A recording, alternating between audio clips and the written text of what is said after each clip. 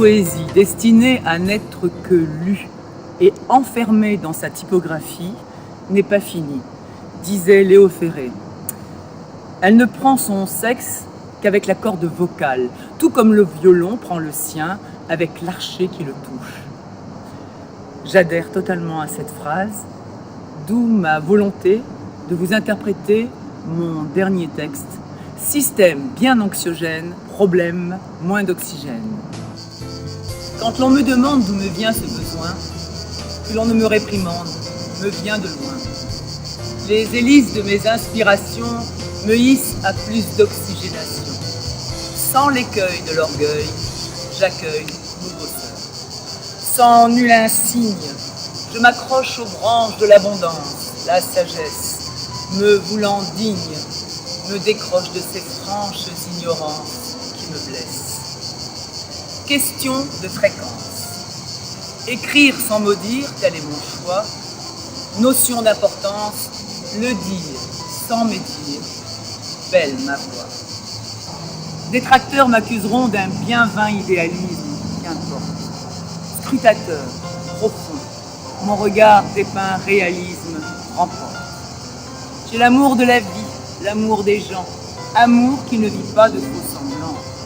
Oui, je ne suis qu'une poussière qui a pour veine sa raison, qui se nourrit de lumière, les pieds sur terre dans saine maison, qui a levé ses écrous pour évoluer debout. J'ai la religion du cœur, messieurs, dames, sans vice hautain, qui met légion d'ardeur et de flamme au service du bien. N'est pour armure que ma droiture, j'en conviens, mais le courage de mes rages qui me tient. Mes écrits sont parés de lucidité, de conscience, en ces heures qui clochent, chapeautés d'une volonté d'avancer dans le bon sens, avec valeur en cloche. Je crois dans la puissance des mots, ne laissant pas intacts de leurs arts. Quand provenance vient de plus haut, ils auront leurs impacts, tôt ou tard.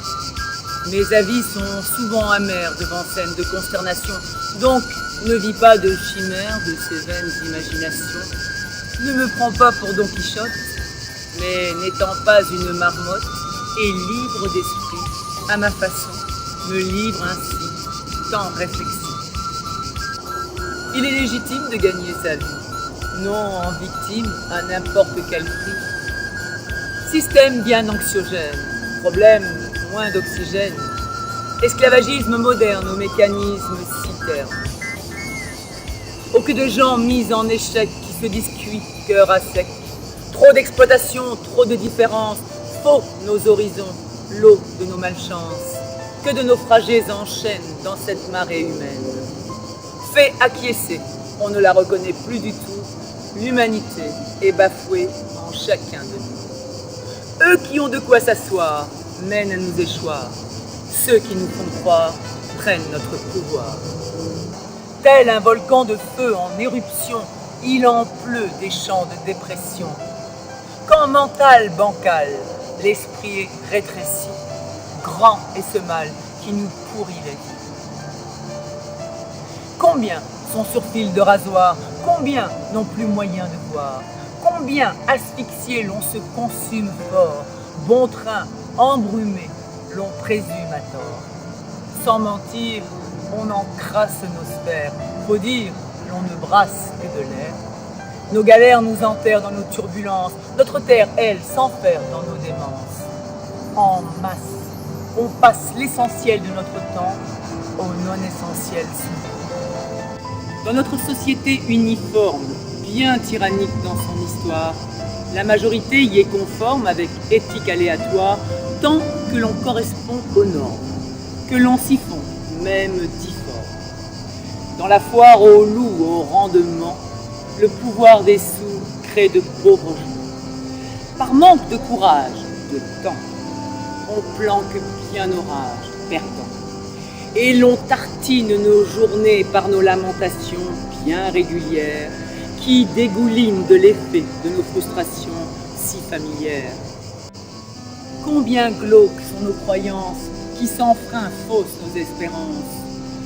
Fous pullulent les funambules, nous dans nos bulles en vraies mules, Attendons de l'extérieur, par habitude campée et macabre, que l'on nous tende bonheur, nos certitudes coulées dans du marbre.